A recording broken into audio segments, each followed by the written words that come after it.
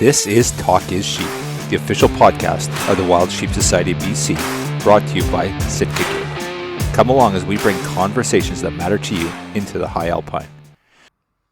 Well, Mr. Rensmag, how goes the battle, my friend? It's going good. How's it going with you, Kingfish CEO Kyle Stelter? Kyle Stetler, like they like to call me?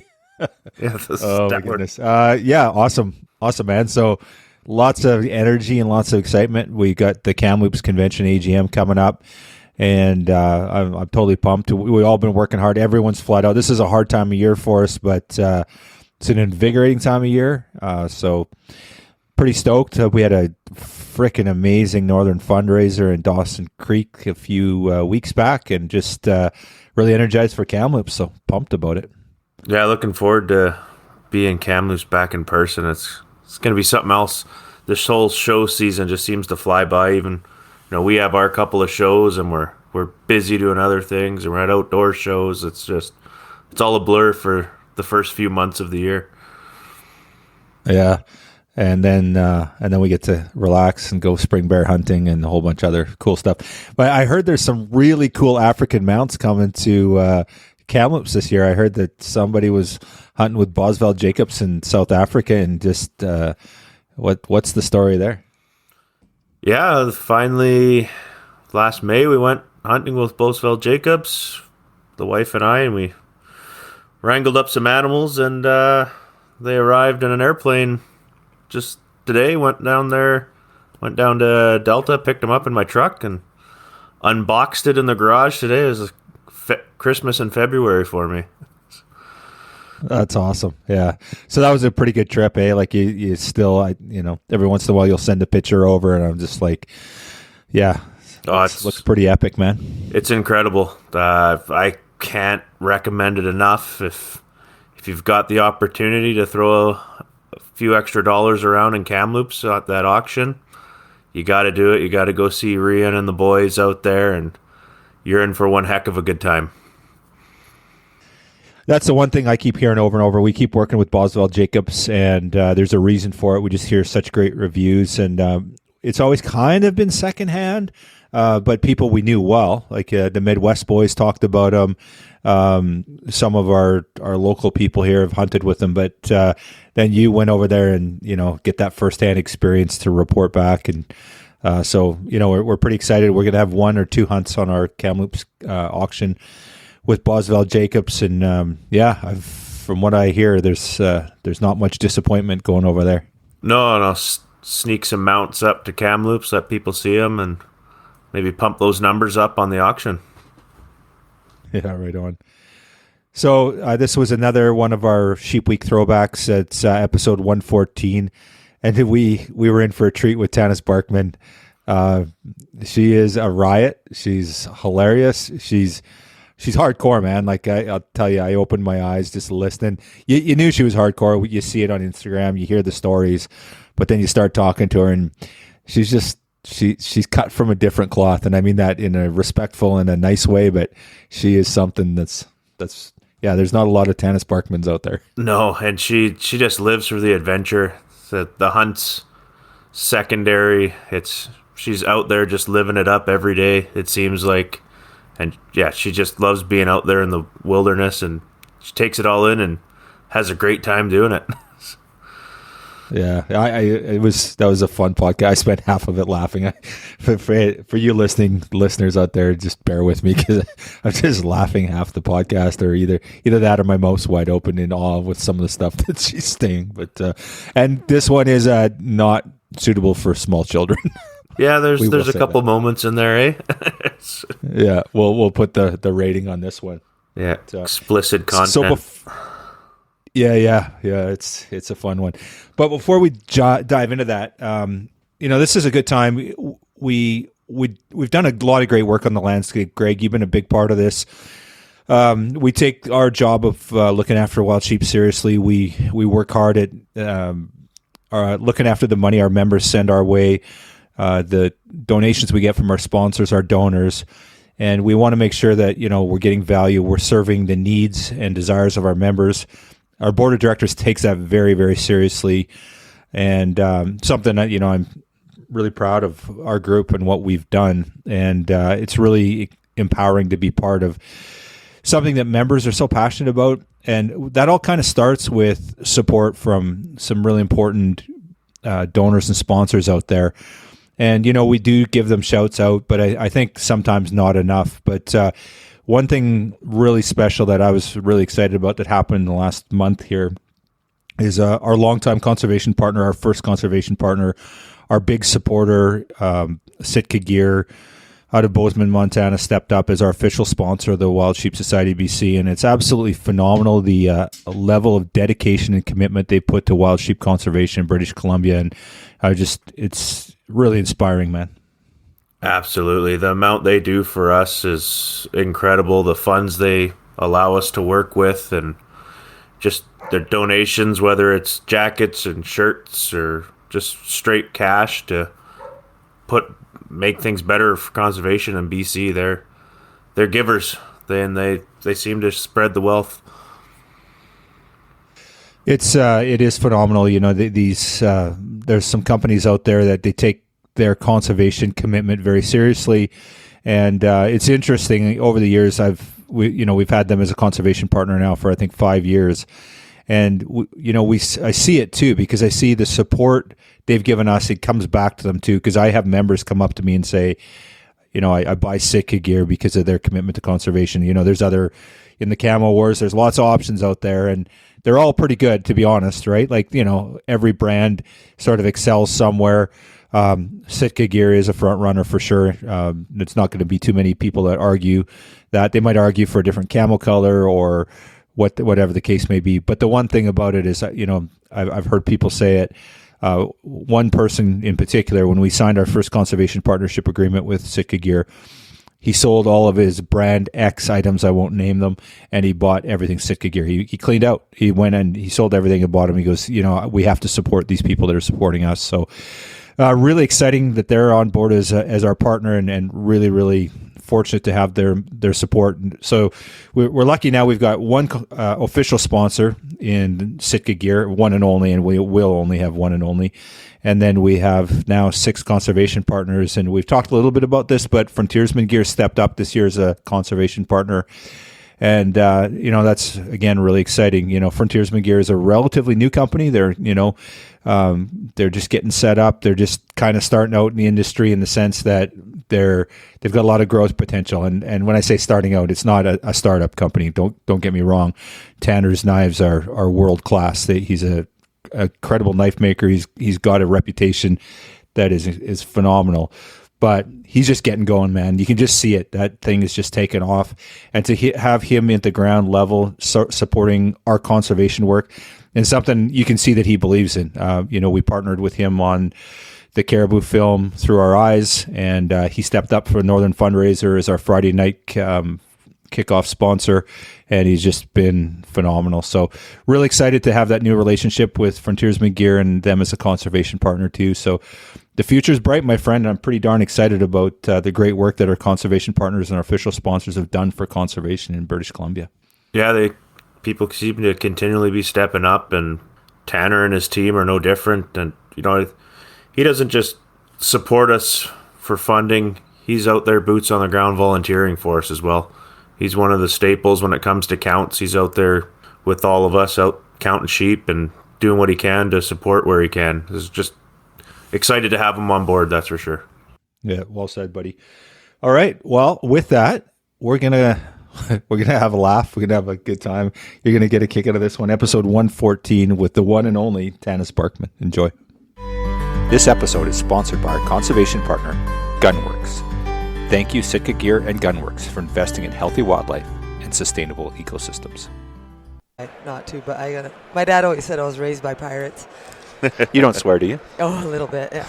And then I also work in this really nice sushi restaurant. I've worked there for a really long time in Fernie, and it's a really awesome restaurant. But when I go into the bush and then I would come back and I'd pick up a few shifts, I would walk in there and I'd be like, fucking what's going on, kids? How's this shit? Fuck, all the swears in a row. And I was like, I have to try. Are you still doing the sushi thing? Little bit. So I call them celebrity chefs. Shifts. I only really pull in there when they need me, okay. and I literally do like a shot of tequila at 4:30 while we're opening up, and it's so fun. It's a fun restaurant for sure. So where's home for you? Fernie, BC. Born and raised? Nope. I was born and raised in Manitoba. Okay. Steinbach, super religious, I tiny know little Steinbach. Mennonite. Do you? Yeah. Worth the been through trip? there. You've been there? Yeah. Cool. Yeah. Cool little town. Well, and when people know that town and they relate it with me, the connection isn't totally as obvious, you know? Right. Because it was like when I grew up, it was a very dry town. It had no booze sold anywhere. You couldn't get a beer in a restaurant. You couldn't do anything. And then just outside of this like German Mennonite-based town, there'd be tiny little signs saying like the municipality of Le Broquerie, which is a French community, and right there's the vendors and then all the booze and stuff you wanted to buy. So it's kind of funny that's where I was raised, you know. Cool. So And born and raised there, and yeah. then came to BC, or Well, I immediately left because I just knew that something exciting was going on elsewhere, you know. And I was not out of resentment. The prairies are wonderful and beautiful, but there's just something inside of me. I was like, there's something going on, you know. And my brother traveled before me, so I was like, had this fever of just seeing things like there. And the first place I went was Edmonton, actually, and I took a course on teaching English overseas, and it was a total joke. The whole class was not really. It wasn't like a real certified type of class, you know. It was just you basically got like this really nice white beautiful manila tag. It had your name in gold letters, and it certified you as a teacher overseas, but it really wasn't anything. Like, I didn't learn anything. And then I got that, and then I moved to Turkey, to Istanbul. oh wow, I traveled around Europe a little bit, and then I stayed there, and I was really infatuated with like the Muslim Turkish cultures and stuff. It was super cool. And I did that for a year. And then my mom joined me. We traveled to Egypt and Israel, back up through Europe, and went home. Oh. And then I stayed there, made some more money, kind of hung out. I was really young, and then I ended up going to Amsterdam, waiting for a friend. I was supposed to move on and go, I don't know where, Germany or somewhere else, but I ended up staying and living in Amsterdam for like 2 years. So that was like pretty rowdy party life, you know. yeah, And that was in my 20s, and then when I came back, I stayed in Winnipeg. And Winnipeg's like super fun city, but it's still prairies. It's still not quite. And then I was dating this guy that had done a bit of snowboarding, and I was like, I can do that. It's in my blood. I saw like pictures of people like dropping cliffs with snow flying everywhere. I was like, that's totally what I want to do. So that's what brought me to the mountains, really. And I was like a snowboard junkie for 10 full years for sure. Like intense. Like the only thing I cared about. so snowboard and work enough to snowboard. Yeah, totally. Ski bum for sure. So hence Fernie. Fernie's awesome for that. It's a good spot to call home if you're into the mountains, that's for sure. I'm really proud of Fernie. Like, I like Fernie. I boast about it. You know, I live there by choice on purpose That's because. beautiful. And when I first went there, it was a lot more redneck and it was a lot more dingy, and I kind of like that. It was like a lot more grit. And back in the day, there was no social media for hunting and things. So literally, it was the old school, you know, when you put your racks, some guy kills an elk, and now he's doing laps on Main Street and he's going back and forth. Like, that was, to me, that was the first time that I really kind of saw, like, something that I was attracted to about hunting. I was like, oh, it looks like a cool adventure, you know? Like, obviously, that animal came from the mountains. It's probably pretty cool to go get him, you know? Yeah. And when I met Doran, that's when I started hunting, really. Okay, so you're adult onset hunter. Yeah, I was literally, like, almost 30. I was pretty old, yeah. And then you went all in. All in. Everything I do, like, everything I have done, as I'm saying with the traveling, right? Like, it just was all in. And when I knew about snowboarding, it was like the day I started, and I remember I was flailing underneath the bear chair. I'd fallen, deep powder. I couldn't get up. I was, like, punching my hands through, and I'm swearing, and I'm yelling at the chairlift above me. And I said, I fucking hate powder. And someone yelled at me, well, then go home. And right there, those words made me like, hell no, I'm not going home. I'm going to be so good. I'm going to jump every cliff. You know. Same thing with hunting. I just, like, right away, and I wanted to hike by myself. I wanted to sleep outside by myself. I wanted to do things that kind of creep me out, and, like, that was always, I don't know, it's always been in my blood. Weird things like that, I guess. So do you did the travel and then snowboarding and now this. Is there a timeline on it? It's just like one day you're going to wake up and go, okay, this is the new thing? I don't know. I think it's more because it's a meat producing thing. Right. So I don't know if people know this. So some of my good friends know it about me, but I only eat wild meat. So otherwise, I'm a complete vegetarian. Like last night, big banquet, hunting convention, and I'm asking the server, can I get a vegetarian meal? Like, she just must have looked at me like I was a weirdo. So for me, it's more than just a fad. To me, it's more than just a, like, but I do think that if I weren't eating meat anymore, I probably wouldn't hunt, but I'd still stay in the photography scene. I think I really enjoy being up in the mountains, as we all do, you know. So is that the attraction for you? Like, you know, you spend your winters at home, and then, you know, things start getting busy in the mountains and they're calling. Is that an attraction to what you're doing, or is it a burden? Like, do you like it? No, I do mountain stuff year round too, right? Like I ski tour all winter. It's more, to me, I would 100% say that hunting started for the adventure of it. Like Doran was getting into sheep hunting. I knew nothing about sheep hunting.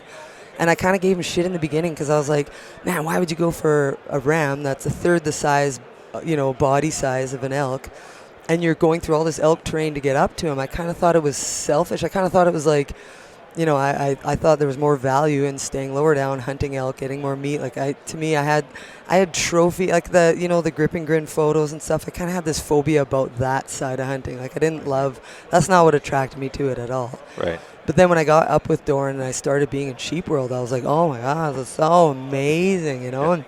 And we'd like climb over the ridge, you know, and then you look down, you see sheep over there. Like there's something so cool about the fact that they're just living up there and you get to be a little tourist, you know, you check into their world. Like I always feel like I'm visiting, you know. It almost, like, you can almost certainly say that it's, a lot of people think sheep hunting is just trophy hunting, and like if you looked in terms of value for meat, you could make that argument. Totally. But how often it's about the horns? It's about the experience for almost everybody, I think. And it's the whole package, and it is sad that we get attacked like that or that. And I do understand also, right? Because I have a cousin of mine, and she's full vegan, living in Vancouver. She's very, like, she lives in and amongst people that don't understand that. And that's why I didn't love those grip and grin photos, because I always thought, I was like, man, there's so much more that people don't understand, you know. And now I'm guilty of it because I'm into it, you know, and I put pictures up. I do, you know, post things that just show grip and grinny type things, even though, you know, you become desensitized, I guess, over time to what you first had as a priority. But I would say that I don't know. I definitely feel like I wish that more people understood that there's so much more to it, you know. Yeah. That reward, that trophy, that hunt, and we all know it. I don't need to explain that to you guys or the general public, but it is too bad that people that don't understand the whole thing. Well, I would say people who, if they follow you on social media, you do a pretty good job of telling the adventure. Cool. You're always sharing the fun stuff, and I got to. I love following your Instagram. Oh, you don't post very often, Thanks. but when you do, I feel like I do a lot. So thanks, though. And I think that side of it comes from the fact that I'm like super outgoing. I've never been like shy. Yeah. I've always been very forward. I love photography. Like to me, that outlet's just amazing. I love it. Yeah. And I don't even feel like I post for people. I post for just the love of sharing it. It's like my own little album, you know. And I think everyone does that. I'm sure we all look at our own pages and sort through it, and you smile at all the memories. You got your kids up there, and you got like moments that were special. Yeah. No one's putting in their dumpy pictures, you know. You're putting in the things that you're like, that was cool, that was awesome. Yeah. So cool. Thanks. Yeah. So you've traveled all over the world. You've done had tons of experiences, and you're spending your time, and we'll get someone under the table here at Sheep Week. Oh, Michael Survey. That's not a surprise. Podcast with benefits. And he hasn't even been drinking yet. But, yeah, we're definitely putting an X-rated one on this one. There's a mute button on here. Let's. Oh, you got to mute the whole thing. Start muting from the beginning. But you know, you've done all this traveling around the world and seen all these magnificent places. You get to do the winter skiing stuff. Is there something that stands out that you just like? That's my place. That's just. Or is I'd say sheep hunting for sure. It's probably my favorite thing of all things, and that ties in with goat hunting too. Like I find any of the really high alpine things and like charging around the mountains, and I find with guiding it's kind of fun because you get locked into 10 days. That's a lot. It's, you know, we all know that 10 days is a hard, you know, approach. So you got to like bang around, you got to and you don't want to go too fast because things can pop out of the woodwork and stuff. But I just love charging around the mountains. I could hike all the time, and I could do it without hunting too. Right. Like when Doran and I first started dating, he worked in forestry, so he hiked tons in the mountains all the time. And then I come along, and I'm always like, we'd horse into some basin. We're at this beautiful lake, and I always want to hike up to the top to go see. And then once I'm at the top, I want to hike over there. There's a poem that I really love with this old school guy who's from like mid 1800s, but he always talks about just what's over that next ridge, like always wanting I forget, it's called the land of beyond, I think. Right. And I always have that kind of. So to me, that's the same. And it goes for ski touring. But ski touring is limited, obviously. Like, I don't like getting into gnarly terrain, you know, as much. Same as sheep hunting. There's certain places you can't go, you know, obviously. How do you find it when you're guiding and you have a client that is not a Tanis? That's just is it tough? Because you are the Can next be. ridge person too, right? Oh, so yeah. you get someone that's just not capable or not interested. Well, and there's the male to female equation Right. sometimes. So a lot of grown men I can see it internally. They beat themselves up because they're so mad that they can't keep up with this fucking girl, right? Yeah. She's charging around, and I've had it quite a bit, and I have to just tell people it's cool. Like, don't, they're getting blisters and things, and it's stuff. I don't think my feet could ever get a blister now. But there is definitely times where I feel like, I mean, and there's nothing you can really do. Someone gave me the best tip when I first started guiding. They said, like, you can't wait for your client. You can't wait for them. You have to kind of always be up and above and ahead, because if you go at their pace, you won't get anywhere. Right. And at the end of the day, those clients love being pushed, But I always say right around day 6, 7, 8, we get these like blues that go on, and they're tired, and you literally have to just hold the shoulder and look them in the eyes and be like, you're just tired, Like, you've been charging around, you're busting your balls, you're dealing all this weather, you're out of your element, you don't do this for a living. And then there they are. But at the end of it all, they love it. Yeah. Like, you got to push them, right? There's tons of that. But It's a little bit more rewarding if they're working hard for it, too. yeah. Totally. Had to cross that barrier and push through it. Yeah. Well, this last season was all like last day hunts. They were all, my whole month of August was incredible. We went hard. And I had all these, like, I think I had 2, they were all in the like 55, 60-year-old range type thing. But they were all great. Like, I think I had 3 or 4 in that span, but yeah, it was pretty fun. Well, and I secretly get a giggle out of it. Like, I look back and I'm like, I love making people like sweat and half cry and get to the top, and then you're like, hey, let's keep going, And Well, you guys probably had some pretty temperamental weather during the the first time was pretty bad, but after that was actually awesome. Oh, okay. It was great. Good. Yeah. I actually really enjoyed this last season. It was awesome. The weather was amazing all the way through, right to the end. Yeah. Yeah, we only got snow on our very last day out. Oh, right on. Yeah. And I get kind of like, I get emotional towards the horses. So at the end of the year when the grass is dying, it's yellow, there's no nutrition, the horses are skinny, they're tired, and now you add on 2-3 feet of snow for 2 weeks. Like, it hurts me. It's hard to make me push them type of thing, So if the weather's great, I'm happy. Well, they're probably your best friends for a couple months there. Mm-hmm. I had a really sad story on the last hunt. I have this bite, as you can see. Oh, yeah, that's a good one. People can't see on a podcast, but I got my middle finger on my right hand bit by this horse, Great White. But it was a sad story because we couldn't get him out of the swamp, and we tried, and it was 8 hours of very intense. It's a super sad story. We had to put him down and leave him there, and he was like truly one of my best friends. Like, I love that horse. Anyone that ever knew Great White, I had to send like messages out to all these people, clients, stuff. I was like, oh, poor little Great White didn't make it out. Huh. And that part's really hard.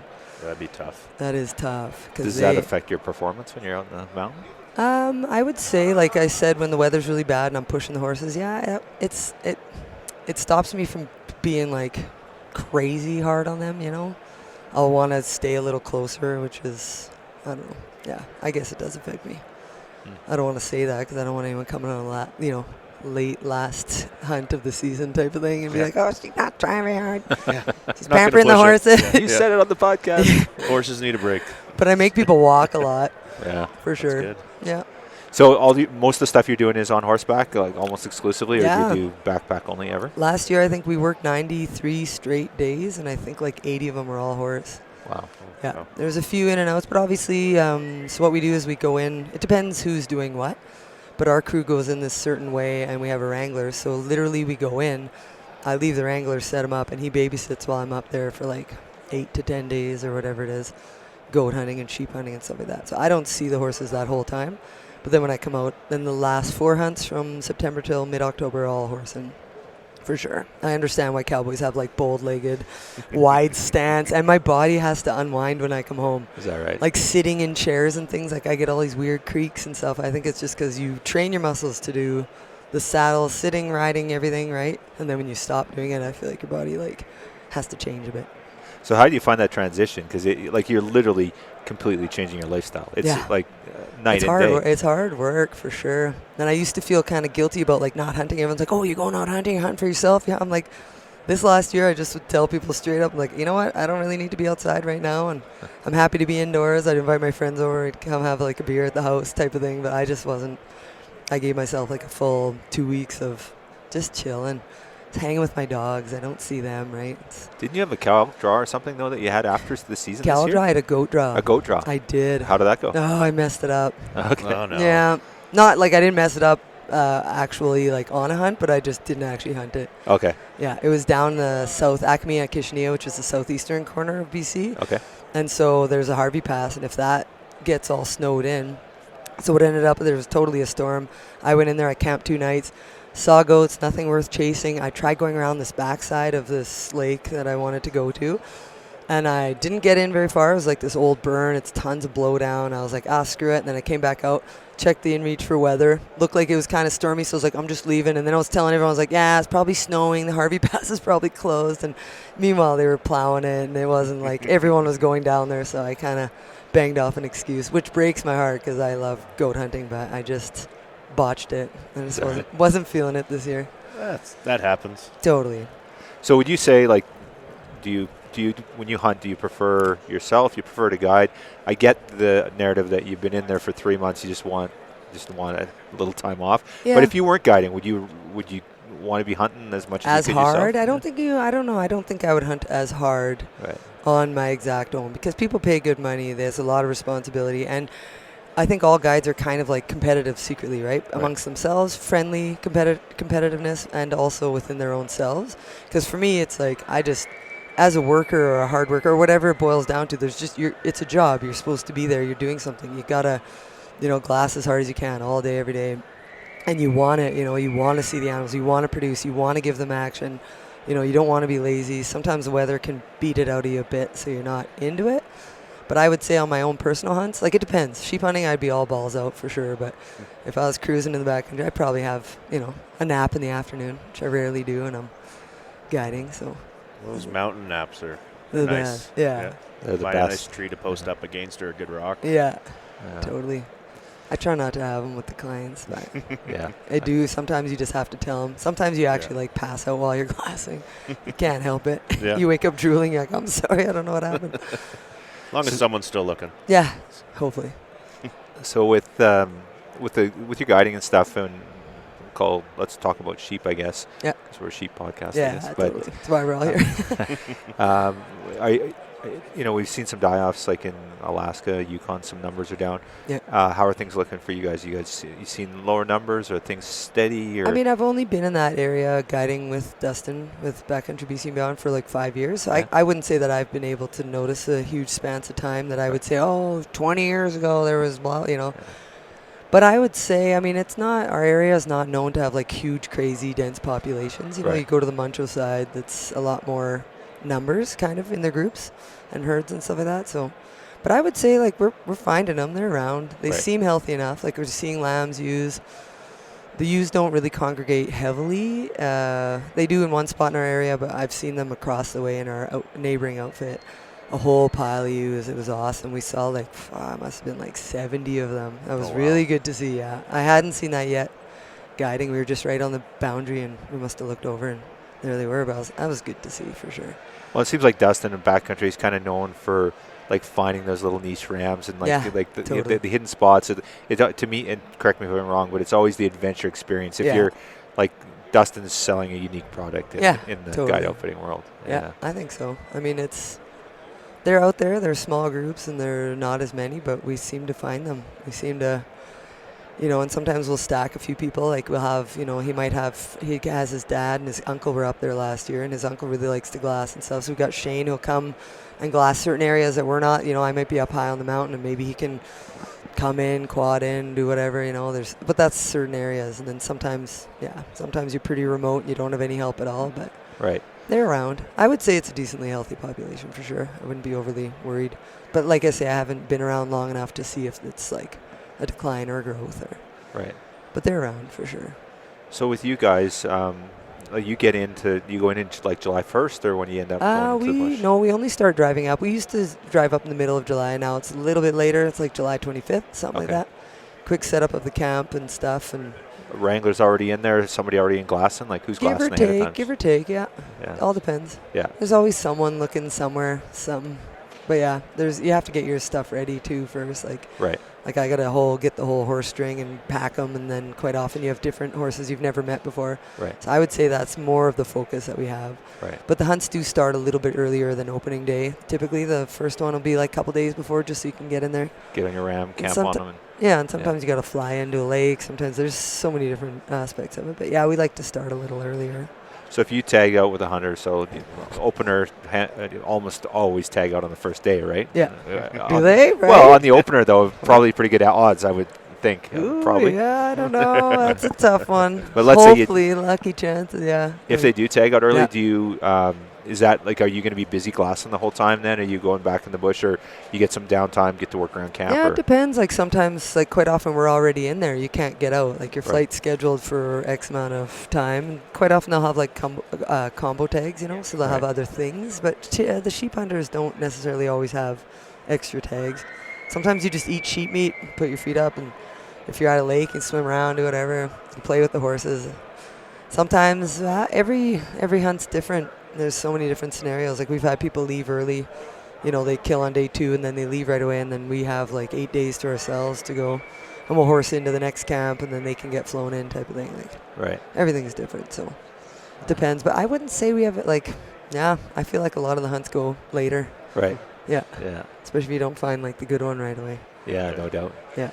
How often do you pick a ram? You get an idea what somebody wants. You put them on a ram, and they don't shoot it, and then you end up scenarios where people just pass, and then put them on a really nice mature ram, and they're like, no, it's not what I want. And then no, I wouldn't say. I think it's the opposite. I Is feel that like right? I face the opposite more. I'm You the gotta one talk 'em saying, out of it? I'm the one saying like it's not good enough. No. Yeah. Good enough for me, and you will get your token trophy hunters that are, and they're more experienced. But if you get a hunter that's never hunted stone sheep before, like they just want anything. Right. If it's legal, let's get it, and you got to tell them, especially with moose later in the season. Right. Moose is a tough one because all of our moose are legal, in that MU of BC. Right. Any kind of antler size, so it's up to me to just say, no, that's not what we're doing. And it's hard. It can be a hard vibe on day 8 when you're like, that's a 45-inch moose. Like, we're just not shooting him. I know he's got good character. He doesn't have big enough paddles or whatever. And you have to be firm on it. And I've been learning how to get better at that, Is that right? And it's so much work. Like, for me, in the back of my head, I'm like, I'm only killing moose that are worth it, because and it shuts down many days of your hunt, like, to pack all that meat, get it over. It's a whole day to cape for me, that's quite a bit of work. So I just tell them it's not worth And it. they're never going to get shot in an easy spot to deal with, right? Yeah, never. Got to be in water Yeah, somewhere. never. Always swampy. Yeah. So what's the hardest part of your job then? When you're gone, what is the hardest job? Is it people? Is it While living off the guiding, you grid? mean? Yeah. Like during Just- guiding, what's the hardest part yeah. of it? When you're gone for your 3 months, so you go in the bush. What do you go? Oh goodness, I got to do that. Being away from friends, family. No, that doesn't bother me at all, really, because Doran's in there with me half the time. I really like being by myself. I have no problem with abstaining from friendships and relationships. I miss my dogs, I would say, a bit, but it's not the same kind of like need to get out because I want to see them. But I don't know what the hardest part is. It's kind of funny because people after 10 days when they get out, they're like, I'm going in for wings and cheese pizza, I'm getting a shower, and they like chirp this shit in your ear, and you're like, dude, I got another like 70 days, Yeah. and you're like, I don't stop want to it. hear about your cheeseburgers. And stuff like that doesn't even like really tell me. I think mostly I just want to sleep in is the biggest thing that I crave late at the end of the season. Yeah. I just want one day to just not look for horses before dawn, and not, that's probably my biggest wish that I would say I find the hardest. And I get kind of like arthritic hands, you get sore bodies, like it's really hard work, it's lots of, especially when you're killing tons of moose and stuff, you're carrying heavy pack boxes and you're putting them on top of horses, like your body, I feel like you get a little worn out. Like I always crave getting a chiropractor and I want to sleep in. Right. Those are the two biggest things when I get out. I just want someone to like crack my back into place Yeah. and sleep That's in. fair. That's fair. Yeah, totally. And that's why I told you I took those first 2 weeks off of just like, staying inside. So you've done it for 5 years, and Yeah. you're obviously young. Yeah. Do you ever think what it's like in 15, 20 years? Like, I don't know if I could do it then. right. I don't feel that young. I did a fly-in this past fall, and Yeah. there was an older guide there, and great guy. We shared a camp with him one night, but his body was destroyed. And How just old an is he? amazing- Or he just had old injuries I type? would have said he's probably about 65, Oh, and he's so knowledgeable. A couple of young guys with him. There was one guy that was guiding, the other guy wrangling, and Just I wish I had this thing with me. I would have just same thing. Just so many stories. You just want to listen. But he'd spent a life. I don't want to say too much without giving blown away Totally. the cover. He might be listening. I doubt he's listening, He's but gonna give you somebody shit might. Yeah. But he'd been a logger too, and he'd been beat up in that. Right. And then, but just I just was watching him, and they had horses, and I was just, oh my god, that is so much work. And It is a lot of work. It's a lot of, and like saddles and pushing things. Like there's, and then I was telling you, I work at the sushi restaurant. The first couple of years I come back and I do a few shifts. I go to put on like shirts that I would typically wear, and I was like, they don't fit. And I was like, I'm all trim, and I'm, I feel like I'm in great shape, but they wouldn't fit. And I was like, what is that? And it was, what are these called, the lats in the back here? Yeah. I was like, all of a sudden I got like He-Man lats body back here. I have all these extra muscles. I was like, oh, obviously.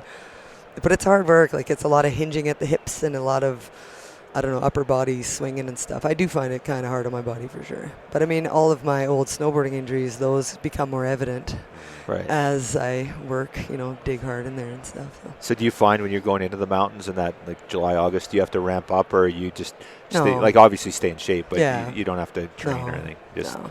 yeah. Is the first week a little harder than No, week 2, 3? not at all. No? Because the Okay. first stuff's all backpacking. I find it's just so simple, easy. Like I really enjoy that. You don't have to wrangle your backpack. All you have to, your biggest chore in the morning is to take down your tent.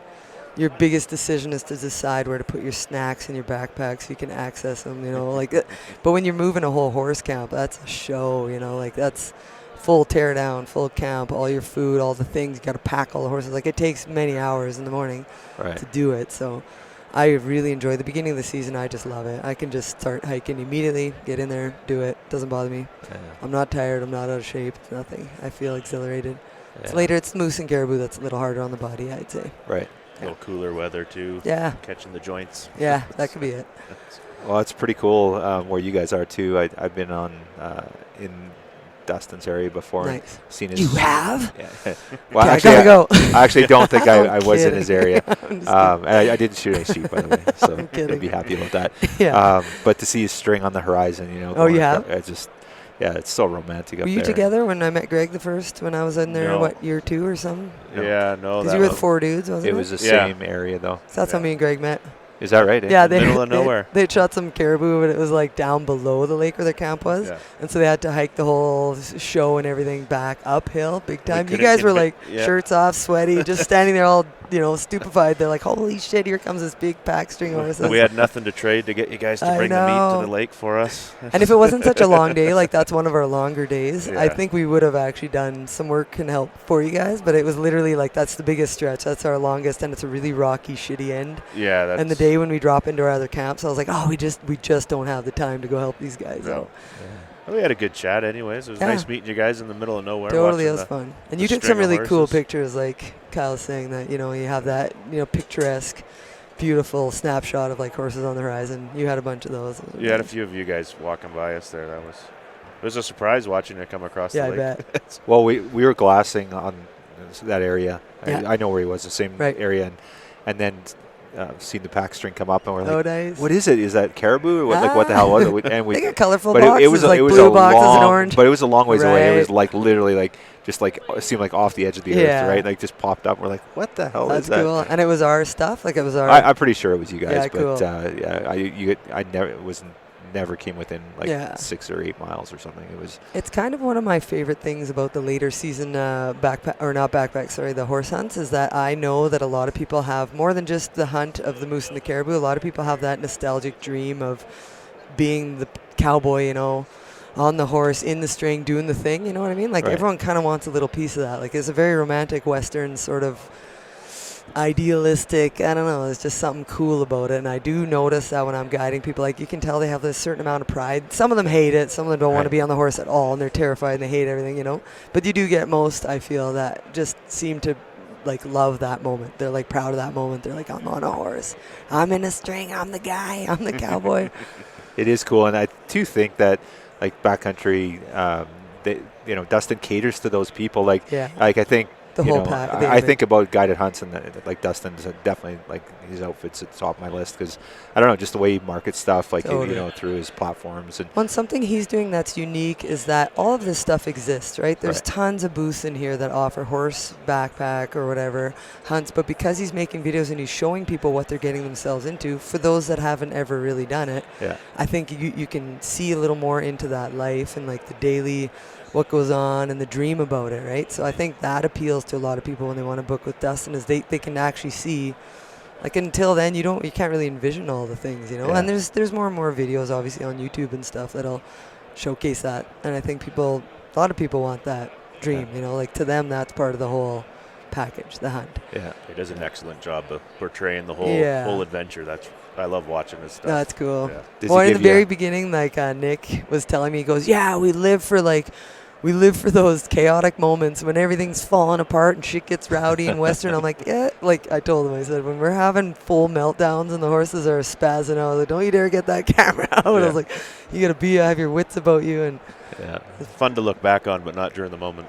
totally. I was like, you're gonna learn quick. And I rarely see him pull his camera out and shit's hitting the fan. I was like, he's learned. He's like, oh, you got two hands on the steering wheel. And Yeah. yeah, the swamps out there are very, to navigate those can be pretty tricky. Right. That's where a lot of chaos happens. And it's hard on the horses. And we always tell the hunters, like, you can't get off if the horse is flailing around in the swamp, right? Because the worst thing you can do is eject off the horse, and the horse will still continue to flail. He's going to be throwing punches at everything around him. Like, you can get seriously hurt. So we tell people to stay on the horse, which is also really terrifying. Because Right. the horse will be jolting and, like, flailing, and you literally grab the horn and you're doing the 8-second rodeo, hand in the air. And I've done it tons. I actually had my bino harness save me this year as I was on a horse crossing a beaver swamp. It was like one of the worst crossings we had. It was getting worse and worse and worse. This false ground started punching through. The horses were it was a mess. We came out of there like soaking wet from all the other horses spraying you and stuff. But I was on Indy, and she gave this huge, massive flail. And I was so lucky that my bino harness that was strapped on, like, caught on the horn, because she reared up so bad. Like, I would have easily flipped right out of the saddle. No one could have really stayed on her. But I was like, oh, my God, I'm still on. I was like, something's caught up, which typically you don't always want to be caught up. That can be a really Yeah. negative scene as well. But that was a good one. That was a positive. It's pretty sketchy back there sometimes. Like, there's moments where I'm like, holy shit. Then you're If not- this gets as bad as it could look like it's getting, this could be awful. Like, things could, and I don't want to say that, but yeah, Well, and there are a lot of It's a things that can reality. go sideways. oh man, right? Like, so many things going on. especially with horses and Yeah. then wild animals. and Totally, yeah. guns and Yeah, ammo everywhere. it's a little helps wild not west. very close. Yeah. Oh, totally, totally. I worry about that. I had one guy once. It was a flail. And I was with Blythe, the wrangler from New Zealand. Really solid, awesome, beautiful human. But she was leading because she knew the area more. She's ahead of me. And then I see our hunter, and he goes kind of down into this creek, and his horse wipes out. And all I see is alders, and the horse just, like, just pancakes sideways. So I don't really see anything. I get over to the edge, and I look down, and he's bleeding, horse is bleeding, everybody's cut.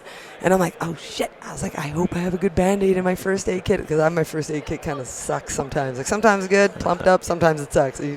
You forget, you do so many days, you're like, shit. And I'm fidgeting around like, oh my God, I hope I have something. And I did have one nice, good, solid Band-Aid and stuff. And the horse had to be, what do you call that, a turnkey or whatever on Okay. his leg to stop him bleeding and stuff. It was a bit of a mess, but I was like, oh, thank goodness that was the end of it. Wasn't any broken arms or severed things, but I was like, That's you good. realize how quickly that could add up. So let's talk some stories. We're touching on it here. So when you think about it, is there one that stands out over your guiding career that was amazing? What's your most amazing experience? What's your worst experience on the mountain? And what's the scariest? We don't need to Ah. name And you can names. pick Ah, any three yeah. of those, or all three. Like ever? Yeah. Oh, I had probably one that sticks out that I really love and I reminisce about often is the very first night that I ever spent up in the mountains by myself, sleeping with no dogs, no horses, no nothing. And it's exciting, and I was pretty new at like just being up and high. And the funny thing is like when I started getting into mountains and like hiking, I was already sheep hunting simultaneously. But I was a new sheep hunter, I didn't know much. But there I was with a gun. I was like, I just wanted to do it. I like doing things that make me a little nervous. So I get up there, I hide the food, a ways away.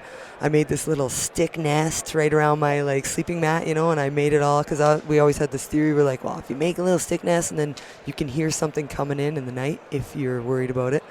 And so I do it and I sleep, and a friend of mine told me, he's like, yeah, if you're going out there, just bring a beer, you know, to help loosen your nerves or whatever. I was like, oh, sweet. So I bring a beer, have that, drank it. In the morning, I wake up, and it was such a nice feeling. Like, I just remember being like, oh, God, like, why was I so worried about what? You know, it's nothing. This is beautiful. I do it so often with Doran. Like, why can't I do it by myself, you know? And so I just felt so good. I went and got my food. I ate whatever. And then I'm slowly sneaking away from the camp, and I'm crawling up, and I popped into this, like, slide that I could see, and there was, like, 12 rams. Wow. 12 bighorns. And I was like, oh, wow, this Wow. is exciting. And there was one guy, as you get more and more used to seeing herds, you know, you can instantly pick out your top 1 or 3 sheep, right? You immediately size up all the bananas just melt into nothing, but you focus on this one guy. And this one old ram, he was like super broomed off. He was the kind of ram that'll never become legal because bighorns aren't, you know, you don't have age specs as well. So he was so broomed off that he was never going to meet the eye, you know, the bottom of the eye, to be legal. And I just had like probably 3 hours of sitting in the sun with these guys. And because they knew that I couldn't shoot them, I kept looking at the other rams. None of them were going to be legal either. And I just had this moment of, and to me, it was just one of my best days out there. I just felt so proud of myself for being super high up. And it kind of broke, I don't know, it just broke the ice of like any kind of fears or whatever. I just felt like I just plateaued over onto a new ground of my new life. I just wasn't scared actually after that much anymore. Not that I was scared before, but it's just, I don't know, you just got to do it to understand it, right? Yeah. But yeah, that was probably one of my favorite memories that I had like a fuzzy feeling inside kind of thing. As far as guiding, I mean, I have tons of moments this last year was my best for personal guiding. I just was like a boss out there. I just fucking was doing it. Looked at the hunter. I'm like, all right, you breathe when I breathe. You follow me around. We're doing this. And I was like running, chasing wind. I had like really good moose hunt. I had this really new kind of goat hunter. And he was like trying to get me to shoot the goat. He's like, "Wow, if you see the goat, you just go ahead." And I was like, "Dude, that's not not what we're doing up here. You paid good money to be up here to shoot yourself a goat." I said, "I can, you know, talk you through all the things and stuff." But that was a really special hunt because I got him like 184 yards or something. I had brought my gun to be backup, just in case shit hit the fan, or sometimes, you know, people fall on their guns get damaged, whatever. I just had it there in case he needed it, and he felt a lot better about it. But he made like one swift, perfect, beautiful shot, and he's crying. I was like, oh, I knew you'd be a crier. And that was a pretty touching moment then too, and he was just so thankful. And to me, that's probably the best part about the whole guiding is you really bring some really cool adventures to people that maybe can't do it exactly on their own, or you know. Yeah. And never done it, never probably will do it again. A goat hunt? Yeah, like they've never done it, and they probably never will, or Right. maybe won't ever do it again. So Well, and people need, you know, if you're not used to doing it, you need someone to hold your hand. Like, that's the whole purpose of a guide, really, yeah, is to bring people up, to get them close to the animals, and everything after that's up to them, kind of. But yeah, pretty cool. it is cool. And near-death experiences are scary that you're like, oh my gosh. Oh, I had one that I got clipped out from antler shed hunting, Okay. and I had like some tears. Not even on the mountains, not even hunting, just Yeah, I was shed shed hunting. I got so scared. I thought I was following mule tracks down, and they all just cliffed right out. And I was on like this chalky, sandy, dusty kind of like on top of super cliffs, and I was just literally like hanging on, and it was so steep that I don't know how I got myself in that predicament. And I was just like, holy shit, this is bad. And of course, it's late in the day, and I was envisioning myself. I've never done the like camp up on the mountains without any gear at all. I thought this might be the time. I was like, this might be the one time where I got to build a fire and sit there in my jeans, you know, all night, trying to sort it out. And I'm not a religious person at all, really. And I was definitely looking up to the sky, being like, okay, God, I don't talk everyone to you. turns, right? I don't talk to you very often. I was just wondering if you're still up there, and if you could help me out. I'm super scared. Yeah, those cliff out moments are sneak up on you. Oh, I've had a couple where it's like, ooh, I bet. how'd I end up here? What was yours? We were goat hunting, and Classic. my dad had shot a goat, but he was down the mountain, I was up the mountain, and same thing. I was following tracks, and then cliffed out, and I was like, I got a long way back up, long way back over to the way I came, and it was one of those. You stood around and you looked for a minute, and you're like, one wrong step, you're in trouble, and it's. I feel like goat hunting is really probably the most testing of the adventures up there. I find, for sure. Yeah, and you can't slip up. No. If you And miss the late one, season, snow covered, like it gets gnarly. Yeah. That's probably some of the most scared I've been too. Was on a goat hunt. It was my first ever killed goat, and it's the same thing like you said. Shot the goat, and the goat had kind of slid behind this like ridge, like sort of knife edge that we couldn't see. So of course we had to climb through this bowl, and there was just not a tree in the whole expanse of the bowl, super steep, and I knew it was like a big cliff at the bottom. So I'm envisioning any slip up, you're sliding. There's nothing to stop you. You can't. There's nothing to hang on to. And I was like, and Doran was with me, and he was ahead of me, and I had to like give him shit. I was like, don't go too far ahead of me. I just felt like so. And then we got up there, and then we couldn't even see the goat because the goat had slid. It was like full blood track. So I was like, sweet, at least he's hit. But he had slid down this chimney tight little chute, and there was like no way we're going down there. So we had to backtrack, same what you were saying. Backtrack all the way around, up, around, and just same heart beating, going crazy. We went down underneath the cliff band, and then he had actually slid like a whole kilometer. It was awesome. He ended up just piling up in the best spot ever, and I'd never goat hunted before. And you know when you walk up to your first goat, like I feel like a lot of people are surprised at how small they are. Because when you glass in them, they look like such majestic beasts, you know? And I pre-tell my clients that haven't ever seen a dead goat, I'm like, just so you know, like they're quite a bit smaller than you think. Like they're still big, they're still amazing, but they're not as big. Like they look like gorillas up there, you know, when you walk up on them. So my first goat, he had his horns pinned into the snow. And I was like, oh shit, you always hear about the horns popping off and all that, you know, and he'd just taken a big tumble. We pulled him out, and I was like, oh, I just shot a baby goat. I was like, he's tiny. And Doran's like, I don't think he's that small. And both of us were new at it. And I was like, oh, he looks so small. Oh, my gosh, I can't tell anyone about it. He ended up being like a seventh. No, what was he? He was 7/8 of an inch short of being a BC book goat. And I was like, okay, that's not that bad. And he was like 10 inches on the horn. And I was like, okay. That's a good goat. Yeah, exactly. I learned. But my first reaction was like, oh, no. So that was a terrifying goat hunt for sure. I think those can be some of the most gnarly experiences I find. Is that right? Yeah. Is it easy for you now, like, you know, judging stuff like sheep, goats? Yeah. It's easy, eh? Yeah. Just tricks of the trade. Yeah, it's interesting. Like the first time we actually passed up what we think that one Billy that got away, I swear he was a really nice Billy, but me and Doran were both didn't even know it was a nanny, nothing. You're kind of like, you know, everyone, it's hard to tell, you know, and then the more experience you have, you can just see it almost in the body and the physique and the mannerisms, and you just see it right. It just seems a lot more clear. And obviously things can trick you. I've had nannies trick me. I've had versa versa, you know, and you get closer and you realize you've been chasing the wrong, you know, the wrong sex. But yeah, no, I think it gets easier. Same with sheep too. When I first started sheep hunting, I couldn't really figure it out. Right. I couldn't see that line. And now when you see it and they move their head, you either get like a yes or a no. And you can sit there for like 5 hours and try to make up the opposite scenario. It doesn't work. The first reaction is probably your most accurate, you know. You either saw it or you didn't. Yeah. He's either legal or he's not, you know. Huh. I find. Yeah. Cool. Yeah. So where do you go from here? So you're here for Sheep Week. You back?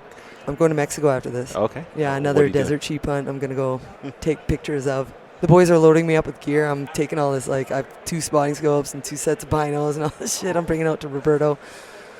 And, I'm flying into the Baja. And then I have 10 days to myself with all this expensive gear. I hope nobody mugs me or anything. Yeah. I'm a little nervous about it. I really don't.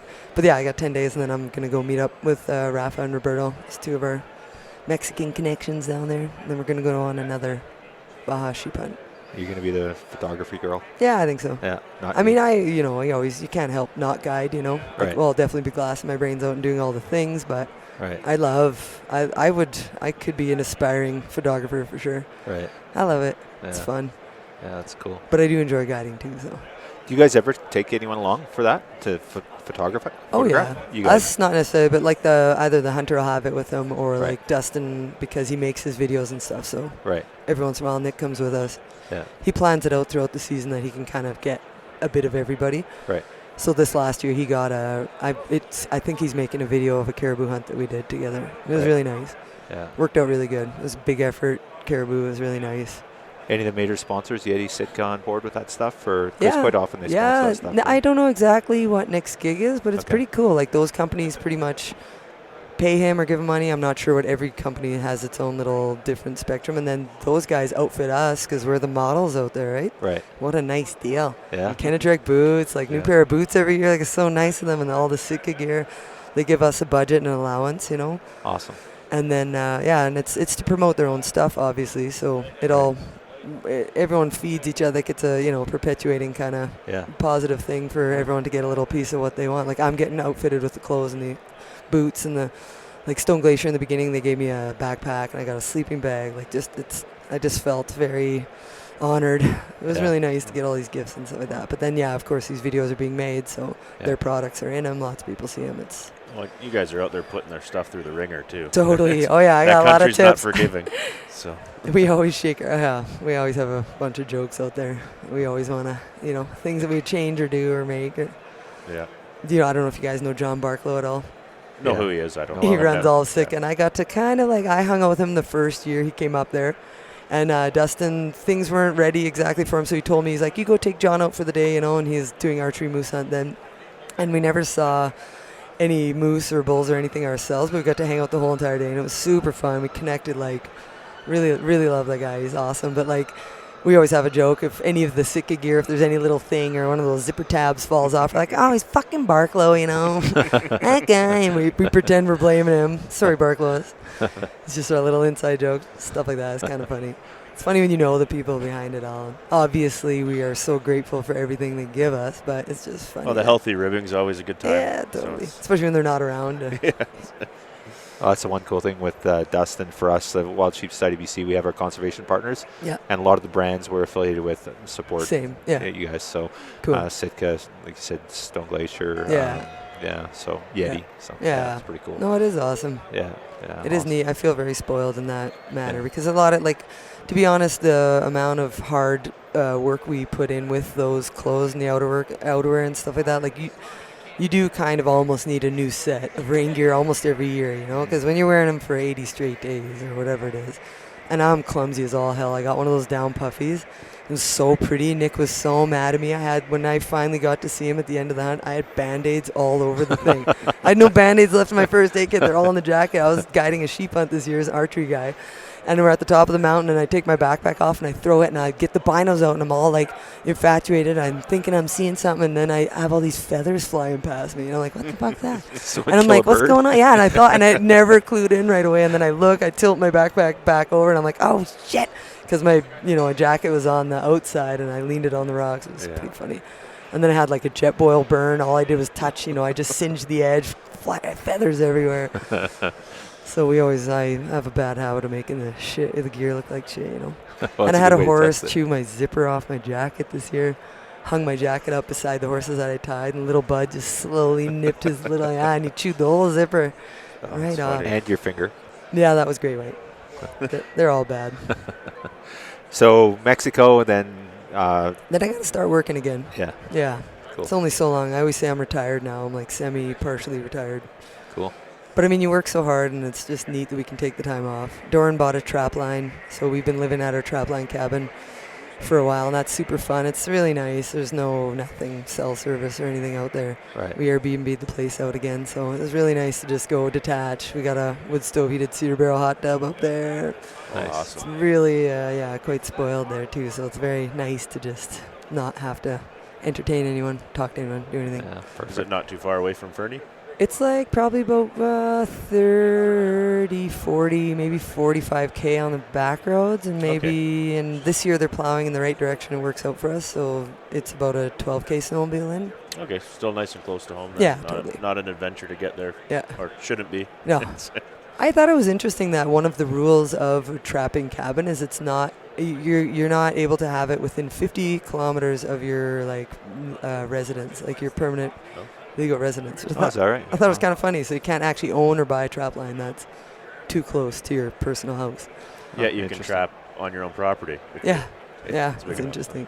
Bizarre. I just thought it was a strange. I was like, why? What would you be protecting, or why would you make it 50K minimum? It's a weird number. Yeah. Yeah, cool. Well, hey, thank you so much for doing this, Tanis. sure. We should do it again because we could sit there and talk for so hours. much more but I can know. Yeah, I Yeah. told you you'd have to shut me up. Do a seasonal recap. It's funny. We seen you on the floor yesterday at the banquet. And Yeah. Greg, I said to Greg, I think I spied you. I'm like, Nice. I looked for the hat, right? Yeah, oh, And yeah. I there's Tanis, and then I'm like, we should go talk to her and get it teed up. And then he was chasing you around the floor. He goes, I couldn't keep up with her. And then she disappeared. Yeah. I'm like, what? Smoke bombed you or Yeah, what? disappeared at the packing.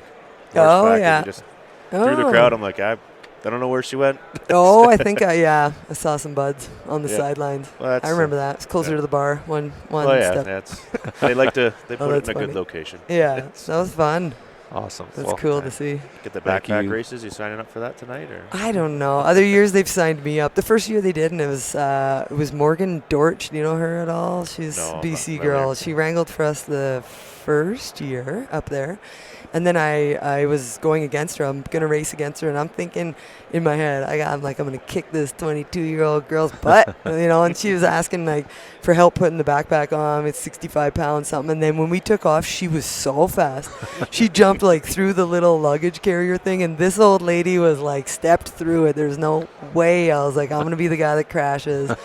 And I already know from like snowboarding, it's just those injuries aren't worth it. And you're like drunk on bourbon. There's no way. But it was just funny. I just watched her speed off, and I was like, "Oh shit, I am an old lady." I was like, she's kicking my ass. So I don't think I'm gonna enter. No, I don't think it's worth it. Yeah. It's not quite the right thing, Either way, Drinking it's a and good time. sports. Yeah. Yeah.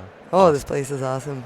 Yeah. Super good. Have you been coming for the last 5 years? Well, of course, we missed 1 year. COVID 2, missed 2. Right. Yeah, we came for 2, missed 2. This is my third one out of Nice. 5 years. Yeah. Just love it. Yeah, it's good. So wonderful. Like you can just talk to anybody at any point about sheep, you Yeah. know, and everyone has stories and things and lust in their eyes. Yeah. It's a good time for sure. Yeah. Awesome. Well, thank you for your time today, and Okay, we'll cool. get you back maybe after the season next year. Sure. Okay. Nice you. hanging out. Thank you. Thanks, boys. Across Canada and throughout the world, if you come across a campfire in the woods, on a mountaintop, or next to a river, you'll find warm company and friendly people gathered around. Regardless of your lifestyle or place you call home, we invite you to learn more about what it means to be a hunter in the modern era. If you love the outdoors, care about where your food comes from, and are concerned for the future of wildlife and the environments that they need to survive, pull up a seat. We have a story to tell. Welcome to our campfire.